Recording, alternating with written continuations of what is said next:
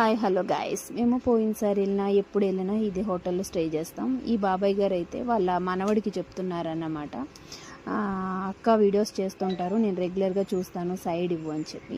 ఇదే అనమాట. చాలా మంచి వాళ్ళు. ఎప్పుడు వెళ్ళినా మాకు చాలా కంఫర్ట్గా అనిపిస్తుంది కాబట్టి ఇక్కడే స్టే చేస్తాము. ఫైనల్లీ మేము బ్యాగ్ అయితే ప్యాక్ చేసేసుకుంటున్నాం. రిటర్న్ అయ్యే టైం అయిపోయింది.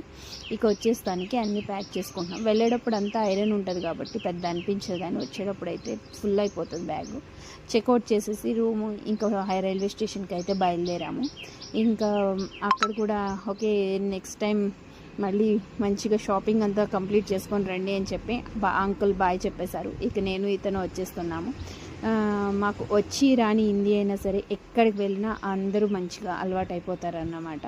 లాంగ్వేజ్ అనేది కేవలం మాట్లాడడానికి మాత్రమే, మనుషులకు కాదు, మనసుకు కాదు. ఎందుకంటే మనం మంచితనంగా ఉంటే ఎక్కడికి వెళ్ళినా మన చుట్టూ ఉన్న వాళ్ళు మనం మంచిగానే రిసీవ్ చేసుకుంటారు. ఫైనల్లీ నడుచుకుంటూ రైల్వే స్టేషన్కి బ్యాక్ అయిపోయాం, వచ్చేసాము. అండ్ ఇక్కడ స్పెషల్లీ ఈ పల్లీలు అన్నమాట, ఉప్పు పల్లీలు, వేరుశనగలు ఉప్పులో నానబెట్టి చేస్తారు. చాలా స్పెషల్. కొనుక్కుని ఇక నేను బయలుదేరిపోయాం. ఇదైతే ఎత్తు కొండ మీదకి ఎక్కినంత హైట్ ఉంటుంది రైల్వే స్టేషన్ దగ్గర మనం రావాల్సింది. అందుకే ఎవరైనా లగేజ్ తీసుకెళ్ళాలంటే చాలా భయపడతారు. ఇదిగో ఇలా తోపుళ్ళ బళ్ళ మీద తీసుకెళ్తారు పైన, ఇంక అవసరం అనుకుంటే. లేకపోతే ఎవరు కూడా బై హ్యాండ్ చిన్న చిన్న బ్యాగ్సే తీసుకెళ్తారు. ఎంత పెద్ద రైల్వే స్టేషన్ అంటే అంత పెద్ద రైల్వే స్టేషన్. ఫుల్ కన్ఫ్యూజ్ అవుతాం. ఒక్క తెలుగు వాళ్ళు ఉండరు, అంతా హిందీ ఉర్దూ లాంగ్వేజెస్. ఇది చూడండి ఎంత పెద్ద 7 కొండలు ఎక్కినంత ఉంటుంది మెట్లు ఎక్కి.